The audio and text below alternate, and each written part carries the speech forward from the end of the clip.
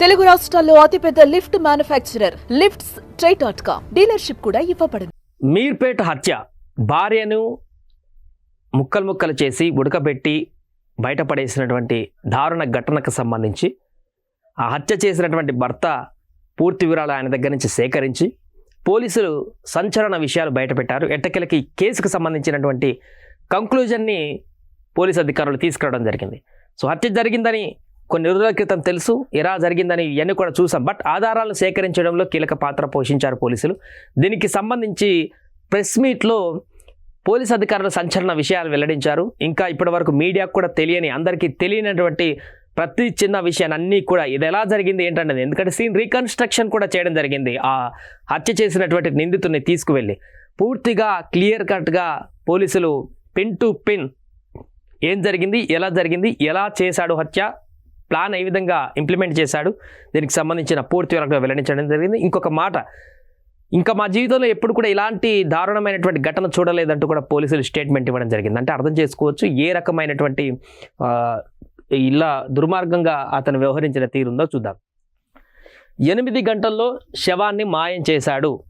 స్పాట్లో చూడండి, చంపేసిన తర్వాత 8 గంటల్లోనే పూర్తిగా నామరూపాలు లేకుండా నిందితుడు ఇంట్లో అంతా ఏం తెలియనట్టుగా క్లియర్ కట్గా శవాన్నంతా కూడా ఎక్కడికక్కడికి పార్సల్ చేశారు కనపడకుండా.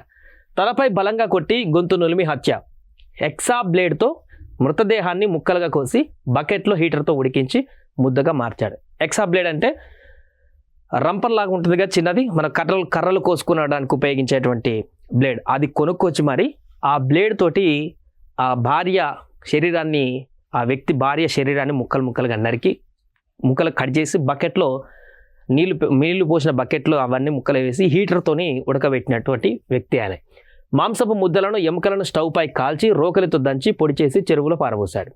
ఉడకబెట్టిన తర్వాత మాంసపు ముద్దలన్నిటి కూడా స్టవ్ పైన పెట్టి ఎముకల పైన కూడా కాల్చి, ఎముకలు స్టవ్ పైన పెట్టి కాల్చి రోకలతో వాటన్నింటిగా దంచి పొడి చేసి వాటి చెరువులో పడేశాడు. మీర్పేట హత్య కేసులో నిందితుడు గురుమూర్తిని అరెస్ట్ చేసి రిమాండ్కు తరలించిన పోలీసులు. నిన్న సాయంత్రం రాచకొండ సిపి సుధీర్ బాబు ప్రెస్ మీట్లో వివరించినటువంటి సందర్భంగా దిగిన ఫోటో ఇది.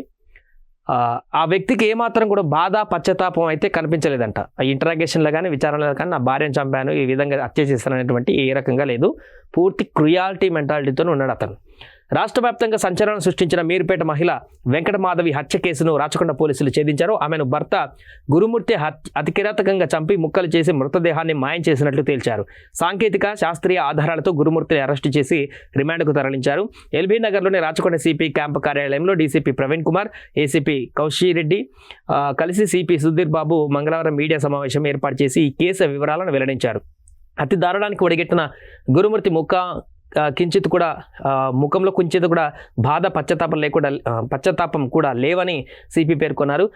ఈ నెల 16న ఉదయం 8 గంటల సమయంలో గురుమూర్తి వెంకటమాధవి మధ్య గొడవ జరిగింది. అప్పటికే కుటుంబ తగాదాలతో భార్యపై పగతో రగిలిపోతున్న గురుమూర్తి కోపోద్రిగుడై ఆమె తలపైన చెయ్యితో బలంగా కొట్టి నెట్టేశాడు. దాంతో ఆమె తల గోడకు తగిలి స్పృహ తప్పి పడిపోయింది. తర్వాత ఆమెపై కూర్చొని గొంతు నులిమి చంపేశాడు. 2 పిల్లలను అంతకు ముందు రోజే బడంగ్పేటలోని తన సోదరి ఇంటికి దగ్గర దించేసి వచ్చాడు. సో భార్య శవాన్ని ఆనవాళ్ళు కూడా దొరకకుండా మాయం చేయాలని గురుమూర్తి నిర్ణయించుకున్నాడు. మృతదేహాన్ని బాత్రూమ్ వద్దకు తీసుకువెళ్ళి ఎక్సా బ్లేడ్తో చేతులు, కాళ్ళు, మొండెం, తల భాగాలన్నీ కూడా ఒక్కొక్క పార్ట్ ఫస్ట్ వేరు చేశాడు. ఆ బాడీ మొత్తాన్ని కూడా వాటిని ముక్కలుగా కోసి బకెట్లో నీళ్లు పోసి పలు విడతలుగా హీటర్తో వేడి చేసి ముద్దగా మార్చాడు. ముద్దగా మారినటువంటి శరీర భాగాలను, ఎముకలను శుభకార్యాలలో వాడేటువంటి స్టవ్ పైన కాల్చాడు. అంటే పెద్ద స్టవ్ ఉంటుంది కదా, పెద్ద వంటలకు ఉపయోగించేటువంటి పెద్ద స్టవ్, మన ఇంట్లో ఉండేటువంటి రెగ్యులర్గా వాడేటువంటి స్టవ్ కాకుండా పెద్ద స్టవ్ ఉంటుంది, ఆ స్టవ్కి సంబంధించి దాన్ని మొత్తం ఉపయోగించి కాల్చాడు. బాగా నల్లగా కాలినటువంటి తర్వాత గుణపం, రోకల బండతో దంచి పొడి చేశాడు. ఆ పొడిని బకెట్లో వేసుకొని మీర్పేట వద్ద పెద్ద చెరువులో పడేశాడు. ఉదయం 8 గంటలకు భార్యను చంపి గురుమూర్తి 2 గంటల పాటు మృతదేహాన్ని మాయం చేయడంపై కసరత్తు చేశాడు. ఉదయం 10 నుంచి సాయంత్రం 6 గంటల వరకు, అంటే 8 గంటల పాటు ఒక్కడే ఈ శవాన్ని మొత్తం కూడా మాయం చేశాడు. కింద పడిన చిన్న మాంసపు ముక్కలు, రక్తాన్ని బాత్రూంలో ఫ్లష్ ద్వారా డ్రైనేజీలోకి పంపాడు. అత్యంత అధునాతనమైన బ్లూరేస్ టెక్నాలజీతో గురుమూర్తి ఇంట్లో కంటికి కనిపించని మాంసపు ఆనవాళ్లను క్లూస్ టీమ్ గుర్తించింది. ఫోరెన్సిక్ ల్యాబొరేటరీలో పరీక్షల ద్వారా అవి వెంకటమాధవినేనని పోలీసులు నిర్ధారించారు. అది అంటే ఒక్కటి కూడా ఎలాంటి నామరూపాలు లేకుండా ఇంట్లో బ్లడ్ మార్క్ కానీ హెయిర్ కానీ ఇలాంటి ఆనవాళ్ళు లేకుండా పూర్తిగా మొత్తం ఆ శవానికి సంబంధించినంతా కూడా పొడి పొడి చేసి మొత్తం ఎక్కడికక్కడ చెల్లచెదరు ఎక్కడ దొరకకుండా క్లీన్ చేశాడు, అయిపోయింది. అందుకనే పోలీసులకు హత్య చేశాడని తెలుసు కానీ హత్య చేసినట్టుగా నిర్ధారించడం ఎలాంటి క్లూ లేదనేటువంటి ఒక ఆలోచన మొదట్లో వచ్చింది. బట్ బ్లూరే అనేటువంటి అత్యాధునికమైనటువంటి టెక్నాలజీని ఉపయోగించి ఎక్కడైతే ఇంట్లో వాష్ చేసినటువంటి బ్లడ్ మార్క్స్ వాష్ చేసినటువంటి ప్రాంతంలో కూడా ఆ ఫ్లోర్ బండలకు కానీ అక్కడ కానీ ఏదో ఒక ప్రాంతంలో చిన్న పాయింట్స్ చాలా తక్కువ ఎంఎల్ ఉన్నటువంటి ఆ పాయింట్స్ని కూడా గుర్తించేటువంటి బ్లూరేస్ ద్వారా ఆ బ్లడ్ శాంపిల్స్ని సేకరించడం జరిగింది. ఫ్లోర్ మీదనో లేకుంటే బాత్రూమ్ దగ్గర ఎక్కడొక దగ్గర చనిపోయినటువంటి మహిళకు సంబంధించిన బ్లడ్ శాంపిల్స్ కంటికి కూడా కనపడినటువంటి రేంజ్లో ఉండేటువంటి వాటిని ఈ బ్లూరేస్ ద్వారా గుర్తించి దాన్ని ల్యాబొరేటరీకి పంపించిన తర్వాత వీళ్ళ పిల్లలతోటి ఆ blood marks samples DNA match చేస్తే అప్పుడు మ్యాచ్ అయినటువంటి తర్వాత అదొక క్లూస్ కింద ఉపయోగించి గురుమూర్తిని అరెస్ట్ చేసి కోర్టుకు పంపించేటువంటి కార్యక్రమం చేయడం జరిగింది.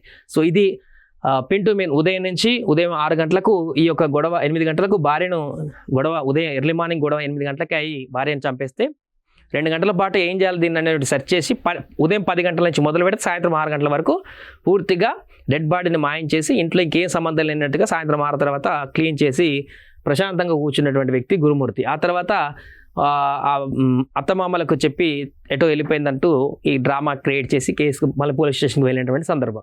ఇది మీర్పేట కేసుకు సంబంధించినటువంటి ఫైనల్ కంక్లూజన్. దీనికి సంబంధించి ఈ ఆధారాలతో పోలీసులు కోర్టుకు వెళ్ళినటువంటి తర్వాత జడ్జిమెంట్ ఏ విధంగా వస్తుంది, ఇలాంటి వ్యక్తులకు ఏ రకమైనటువంటి పనిష్మెంట్ ఇవ్వబోతుంది కోర్టు అనేది చూడాలి. సుమన్ టీవీలో మీ పర్సనల్ అండ్ బిజినెస్ ప్రమోషన్స్ కోసం కింది నెంబర్కి కాంటాక్ట్ చేయండి.